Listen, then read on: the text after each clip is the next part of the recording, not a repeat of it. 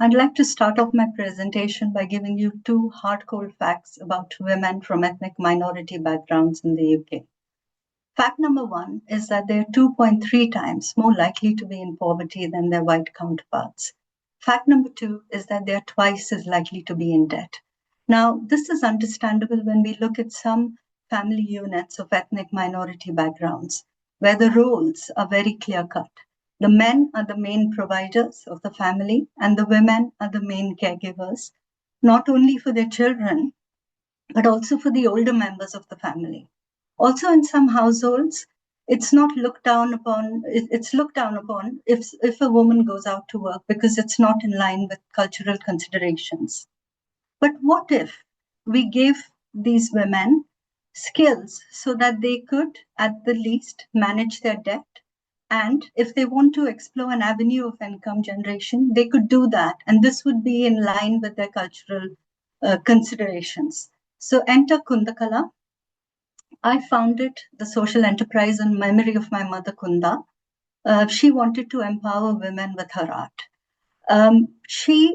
I have been in the social enterprise world for the last 20 years, and I've always worked around women, helping them to find jobs in line with their skill sets. My mother, needless to say, was a good sewist, a skill that she didn't pass on to me.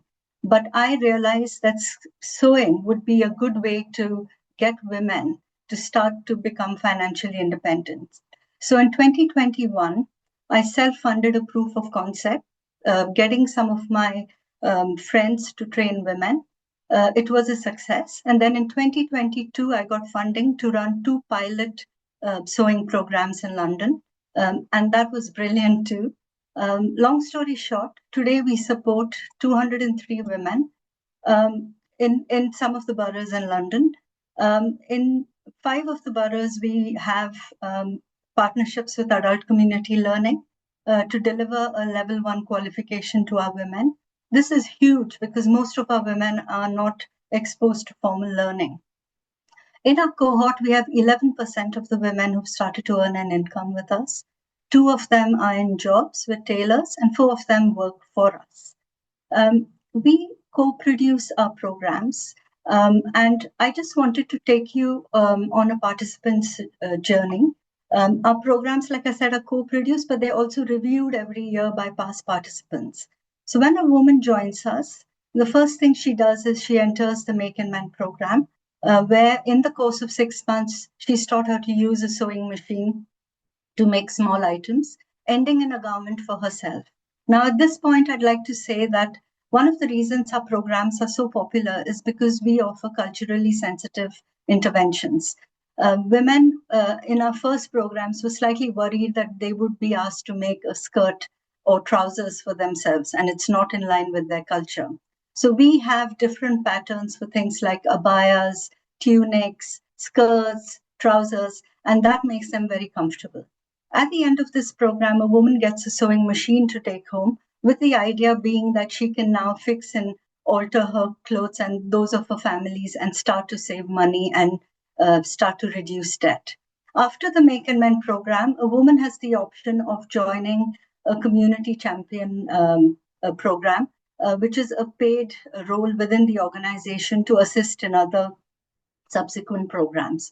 But for everyone else, they move on to a more advanced alterations and upcycle program where we are now teaching them the skills to earn money via sewing. So they learn how to alter clothes professionally, they learn how to make products professionally, and then they're given business and finance advice in the form of workshops.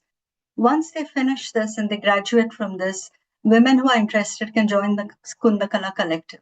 This is a group of women who started to earn an income, but they come out in groups with us to when we host repair cafes or when we have market stalls. The idea is that the women are given the first support in the first rung of the ladder, and then they're encouraged to go out on their own and make contacts and capitalize on the networks that we've given them. Now, if we look at the programs, it's very obvious that the outcomes are being able to save money and being able to explore an avenue of income generation. But there are far more positive outcomes to our work. And they are most of the women have formed friendships. They feel more connected to the community. They have better mental health. They feel more integrated, and they feel quite proud that they can now contribute to the economy.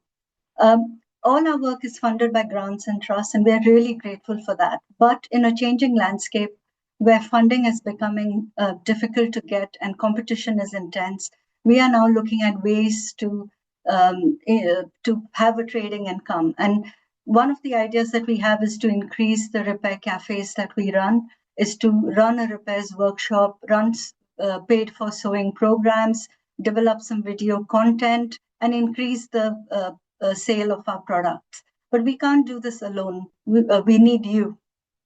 Come and join us. If you're an employer or an organization, please talk to us about repair cafes and repair workshops. If you're an individual, do go to our Threads of Support page to see how you can help us.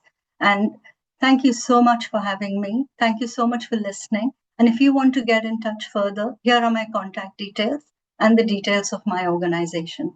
Thanks again.